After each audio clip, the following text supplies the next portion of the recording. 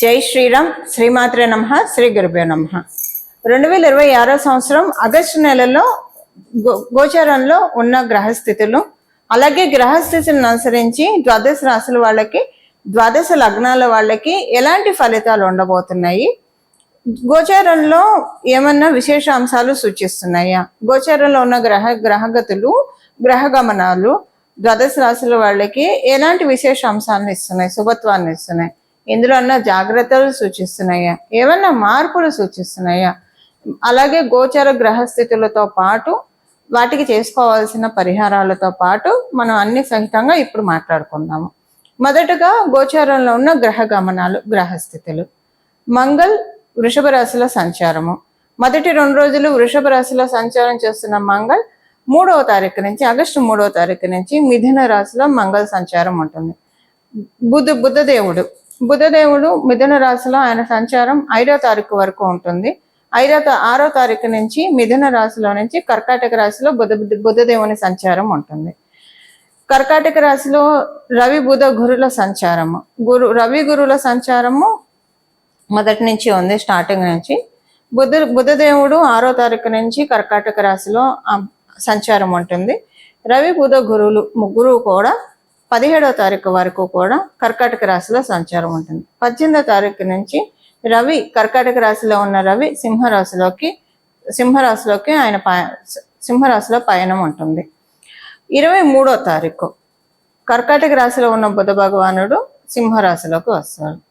కేతుదేవుని సంచారము సింహరాశిలో, శుక్రదేవుని సంచారం, శుక్రాచార్యుల వారి సంచారము కన్యా రాశిలో, కుంభరాశిలో రాహు యొక్క సంచారము, శనీశ్వరుడి సంచారము మీనరాశిలో ఉంది. వక్రించిన శనీశ్వరుడి సంచారము మీనరాశిలో ఉంది. ఇవి గోచారంలో ఉన్న గ్రహస్థితులు. ఈ గోచారంలో ఉన్న గ్రహస్థితులను అనుసరించి ఫలితాలని ఇప్పుడు మనం చూద్దాము. ఫలితాన్ని చూడటానికంటే ముందుగా ఈ మాసంలో గోచారంలో ఉన్న ప్రత్యేక అంశం ఒకటి ఉంది, అది మనం చూద్దాం. కర్కాటక రాశిలో 6వ తారీఖు నుంచి, ఆగస్టు నెల 6వ తారీఖు 2026 6వ తారీఖు నుంచి, ఆగస్టు 6వ తారీఖు నుంచి, అలాగే 2026 ఆగస్టు 17వ తారీఖు వరకు రవి బుధ గురుల సంచారం ఉంటుంది. ఇది చాలా మంచిది. రవి బుధ గురువుల సంచారము కర్కాటక రాశిలో అందరికీ శుభత్వాన్ని సూచిస్తుంది. ఏ విషయాల్లో శుభత్వాన్ని సూచిస్తుందో అది మనం చూద్దాం. అంటే ఇప్పుడు ఆయన మిథున రాశి, కన్యా రాశి వాళ్ళకి కూడా మంచి ఫలితాలే ఉంటాయి, ఆయన రాశి అధిపతి కాబట్టి. ఇంకా కొన్ని రాశులకి ప్రత్యేకమైన శుభం ఉంటుంది. కర్కాటక రాశి వాళ్ళకి పూర్తిగా శుభ ఫలితాలను ఆయన ఇవ్వడు కూడా, పూర్తిగా ఇవ్వలేడు. బట్ మిగతా 2 గ్రహాలు గురువు మరియు రవి వీళ్ళిద్దరు ఇస్తారు. బుధుడు పూర్తిగా శుభ ఫలితాలని కర్కాటక రాశి వాళ్ళకి ఇవ్వలేడు. ధనుసు మరియు మీన రాశి వాళ్ళకి కూడా బుధుడు ఇక్కడ కర్కాటక రాశిలో ఉంటే పూర్తిగా శుభ ఫలితాలను ఇవ్వడు. దాంతోపాటు అంతే, ఈ రాశుల వాళ్ళకి పూర్తిగా ఆయన శుభ ఫలితాలను ఇవ్వలేడు.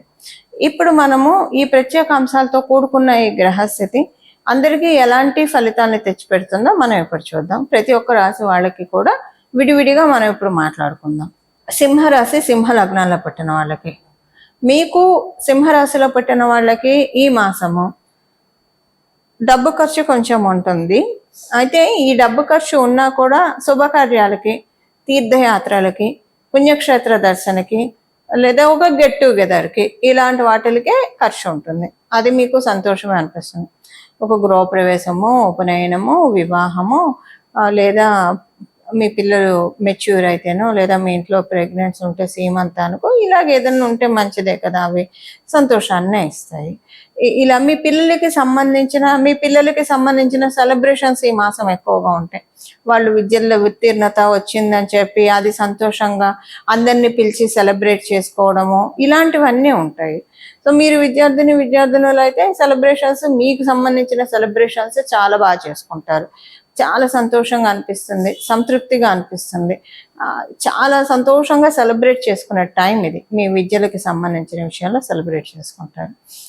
అలాగే ఈ మాసము ఎవరైనా సరే విదేశాలు వెళ్ళాలని ప్రయత్నిస్తున్న వాళ్ళకి చాలా అనుకూలంగా ఉంది. మీరు చేసే ప్రయత్నాలన్నీ సఫలీకృతం అవుతాయి. మరియు మీ జన్మ జాతకం అస్సలు బాగోకపోతే అది మరి కొంచెం కాంట్రడిక్ట్ అవ్వచ్చు, చూసుకోవాలి మీరు అది. బట్ గోచారంలో అనుకూలంగా ఉంది కాబట్టి అసలు మూమెంట్ అయితే వస్తుంది. పోనీ ఈ మాసం కాకపోతే వచ్చే మాసాల్లో మూమెంట్ అయితే ఇస్తూ ఉంది గోచారంలో ఉన్న గ్రహ దేవతలు. ఎక్స్పోర్ట్ అండ్ ఇంపోర్ట్ వ్యాపారం చేసే వాళ్ళకి, సోలార్ బిజినెస్లు చేసే వాళ్ళకి దూర ప్రాంతాల నుంచి డీల్స్ బాగా వస్తాయి. అంటే మీరున్న ప్రదేశం కంటే కూడా దూర ప్రాంతం నుంచి డీల్స్ వస్తాయి. అవి క్లోజ్ కూడా అవుతాయి. ఏదో ఉత్తగా డీల్స్ రావడం, అలా పైప్ లైన్ ఎప్పటికీ పైప్ లైన్లో ఉండడమే కాకుండా మీకు అవి డీల్స్ అన్నీ కూడా క్లోజ్ అవ్వడానికి ఇప్పుడున్న గోచారము చక్కగా సపోర్ట్ చేస్తూ ఉంది, మంచి బాటలు వేస్తూ ఉంది. కొంత మీకు ఏంటంటే ఈ మాసము చాలా విషయాల్లో తేలిక పడిపోతారు. ఫ్రీజ్గా ఉన్న థింగ్స్ అన్నీ అన్ఫ్రీజ్ అయిపోతాయి. చాలా యాక్టివ్గా ఉంటారు, హుషారుగా ఉంటారు. చాలా బాగుంటుంది. ఆరోగ్యపరంగా చాలా హుషారుగా ఉంటారు. మానసికంగా చాలా ప్రశాంతంగా ఉంటారు. సంతానం కోసం ప్రయత్నం చేయాలనుకున్న వాళ్ళకి మీ జన్మ జాతకాన్ని అనుసరించి ఆధారపడి ఉంటుంది. గోచారం ఎలాంటి ఇండికేషన్ ఇవ్వట్లేదు. ఇవి గోచారంలో ఉన్న గ్రహస్థితిని అనుసరించి సింహరాశి, సింహ లగ్నంలో పుట్టిన వాళ్ళ ఫలితాలు. పరిహారం, ఏం పరిహారం చేసుకోవాలి? ఇప్పుడు మనం ఫలితాలు తెలుసుకున్నాము. దీనికి తగ్గట్టు పరిహారాలు ఏం చేసుకోవాలో ఇప్పుడు మనం చూద్దాము. కర్కాటక రాశి మెయిన్గా మనకి ఇప్పుడు పరిహారం చూడాలి. కర్కాటక రాశిలో 3 గ్రహాల సంచారము మాక్సిమం ఒక 10 days వ్యవధి, 10 daysలో ఉంటుంది, 10 days వరకు ఉంటుంది. కాబట్టి మేజర్ ఇంపాక్ట్ ద్వాదశ రాశుల వాళ్ళకి, ద్వాదశ లగ్నాల వాళ్ళకి ఇది చాలా ఎక్కువగా ఉంటుంది. ఒక 2-3 గ్రహాలు, ఒకటి కన్నా ఎక్కువ గ్రహాలు ఏదైనా రాశిలో ఉంటే ఆ రాశి యొక్క ప్రభావము, ఆ రాశి దేన్ని సిగ్నిఫై చేస్తుందో మన జన్మ జాతకంలో, దాని ప్రభావము వల్ల శుభ ఫలితాలు కావచ్చు, అశుభ ఫలితాలు కావచ్చు, ఎవరికైనా వస్తాయి, మనకు వస్తాయి. అయితే శుభ ఫలితాలు అయితే ఓకే, అశుభ ఫలితాలను తగ్గించుకోవడానికి. ఇప్పుడు శుభ ఫలితాలు అయినా సరే ఉన్న వాటిల్ని కమ్ డౌన్, ఉన్న శుభ ఫలితాలు అయినా సరే ఒకవేళ తీసుకోలేని స్థితిలో ఉంటే తీసుకోగలగడానికి చేయాల్సిన పరిహారం వచ్చేసేసి ఈ ఈ ఈ మాసం మొత్తం కూడా ఆగస్టు 1 మొదలుకొని ఆగస్టు నెల చివరి వరకు కూడా ద్వాదశ రాశుల వాళ్ళు, అలాగే ద్వాదశ లగ్నాల వాళ్ళు లలితా చాలీసా చదువుకోవడం. మనకి గోచారంలో కర్కాటక రాశి అంటేనే చతుర్థ స్థానం మాతృస్థానం, మాతృవడి. అందువల్ల జగన్మాత యొక్క కృపా కటాక్షాలని అందుకోవడానికి ఇది చాలా చక్కటి శుభ సమయం. ఈ సమయంలో బాలా త్రిపుర సుందరి అమ్మవారి ఆరాధన అత్యంత శుభ ఫలితాలను అందిస్తుంది. అమ్మవారిని ఎప్పుడైనా బాల రూపంలో మనం పూజిస్తే విశేషంగా అనుగ్రహిస్తుంది, త్వరితంగా కూడా వరాల్ని మనకి అనుగ్రహిస్తుంది. బుధుడు కాబట్టి, ఇక్కడ ఉన్నది బుధుడు కాబట్టి బాల రూపంలో అమ్మవారిని ఆరాధన చేయొచ్చు. గురు భగవానుడు కూడా ఉన్నాడు కాబట్టి మీరు జగన్మాతగా కూడా అమ్మవారిని అర్చించవచ్చు. మీ చాయిసెస్ని బట్టి మీరు చేసుకోవచ్చు.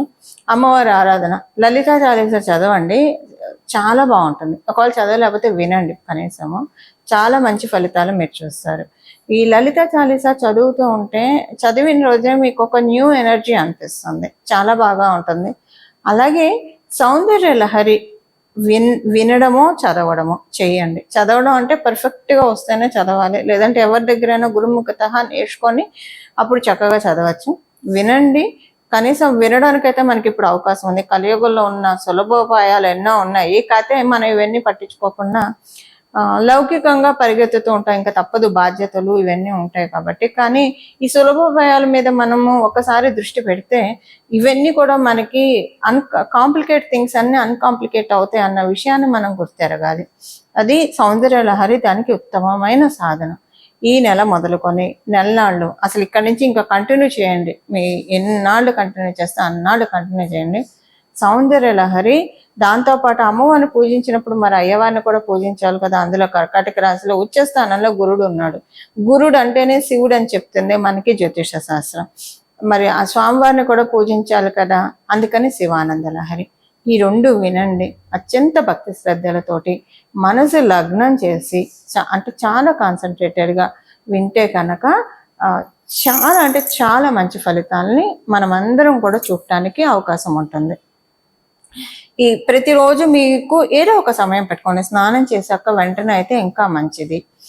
వినడమే కాబట్టి, చదవడం కాదు కాబట్టి కొంచెం శుచులయ్యి కాళ్ళు చేతులు కడుక్కొని బయటికి వెళ్ళి వస్తే బట్టలు మార్చుకొని, కుదిరితే మీరు స్నానం చేయండి, లేదా బట్టలు మార్చుకొని ఉతికిన బట్టలు కట్టుకొని కాళ్ళు చేతులు మొహం శుభ్రంగా కడుక్కొని కూర్చొని బొట్టు పెట్టుకొని నుదుటన వినండి. చాలా అంటే చాలా మంచి ఫలితాలు వస్తాయి. కుదిరిన వాళ్ళు అంటే పొద్దున్నే ఉద్యోగం, పరుగులు, వ్యాపారము, పరుగులు ఇలా కొంచెం అలా ఉన్నా మేము మేనేజ్ చేసుకోగలుగుతాం అనుకున్న వాళ్ళు పొద్దున్నే స్నానం చేసిన వెంటనే వినండి. రోజుకొక శ్లోకం వినండి, భక్తి శ్రద్ధలతో వినండి. చాలు, మీకు ఎంత కుదిరితే అంత అసలు వినడానికి ప్రయత్నించండి. దీంతో ఎంతో మంచి మార్పులు మీరు చూస్తారు. గోచారంలో ఉన్న మీ జన్మ గ్రహస్థితుల్లో మీకు ఏవేవైతే ఇబ్బందులు కలిగిస్తున్నాయో ఆ ఇబ్బందుల నుంచి నెమ్మదిగా గట్టెక్కడానికి చక్కటి అవకాశం ఉంటుంది. ఇది ఈ మాసం చేసుకోవాల్సిన గోచర గ్రహస్థితుల రీత్యా చేసుకోవాల్సిన పరిహారము.